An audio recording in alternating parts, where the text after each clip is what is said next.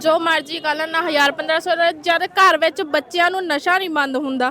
ਹਰ ਘਰ ਵਿੱਚ ਇੱਕ ਬੱਚੇ ਨੂੰ ਨੌਕਰੀ ਮਿਲਣੀ ਚਾਹੀਦੀ। ਜੇ ਇੱਥੇ ਨੌਕਰੀਆਂ ਮਿਲਣ ਤਾਂ ਫਿਰ ਬੱਚੇ ਵਿਦੇਸ਼ਾਂ ਨੂੰ ਕਾਹਤੋਂ ਜਾਣ। ਮਾਵਾਂ ਮਗਰ ਰੋਂਦੀਆਂ ਜਿਹੜੇ ਪਿੰਡਾਂ ਵਿੱਚ ਨਸ਼ੇ ਨਹੀਂ ਬੰਦ ਹੁੰਦੇ। ਸਾਡੇ ਪਿੰਡ 'ਚ ਵਾਧੂ ਆ, ਜਾ ਕੇ ਦੇਖ ਸਕਦੇ। ਕਿਹੜਾ ਪਿੰਡ ਆ ਤੁਹਾਡਾ? ਸਾਰੋਬਾਦ ਆ।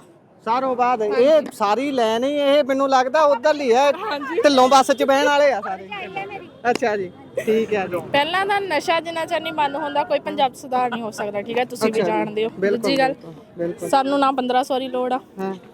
ਇੱਕ ਪਿੰਡ ਵਿੱਚ ਬੀਬੀਆਂ ਲਈ ਰੋਜ਼ਗਾਰ ਜ਼ਰੂਰ ਹੋਣਾ ਚਾਹੀਦਾ, ਕਿਉਂਕਿ ਜਿਹੜੀਆਂ ਬੇਲੀਆਂ ਘਰ 'ਚ ਰਹਿੰਦੀਆਂ ਜਿਨ੍ਹਾਂ ਨਾਲ ਨਹੀਂ ਸਰਦਾ ਹੈਗਾ, ਠੀਕ ਹੈ, ਤੁਹਾਨੂੰ ਵੀ ਪਤਾ, ਕੋਈ ਪਸ਼ੂ ਪਾ ਰੱਖਦਾ, ਕੋਈ ਕੁਛ ਕਰਦਾ ਆ, ਇਸ ਲਈ ਪਿੰਡਾਂ 'ਚ ਰੋਜ਼ਗਾਰ ਤਾਂ ਬੀਬੀਆਂ ਨੂੰ ਚਾਹੀਦਾ ਹੀ ਆ। ਠੀਕ ਆ ਨਾ। ਅੱਛਾ, ਇਹ ਭੈਣੇ ਦੱਸਿਓ, ਇਹ ਸਰਕਾਰ ਕਹਿੰਦੀ ਵੀ ਭਾਈ ਠੀਕ ਹੈ ਅਸੀਂ 1500 ਜਿਹੜਾ ਦੇ ਰਹੇ ਆ ਉਹਨਾਂ ਤੁਸੀਂ ਬਹੁਤ ਸਾਰੇ ਕੰਮ ਕਰ ਸਕਦੇ ਆ। ਭੈਣ ਸਟੇਜ ਤੇ ਖੜੀ ਬੋਲ ਰਹੀ ਸੀ ਵੀ ਮੈਂ ਪੜ੍ਹਦੀ ਹਾਂ, ਮੈਂ ਸਿਲਾਈ ਮਸ਼ੀਨ ਲਾਉਂਗੀ, ਇੱਕ ਕਹਿੰਦੀ ਮੈਂ ਕਿਤਾਬ ਲਾਉਂਗੀ।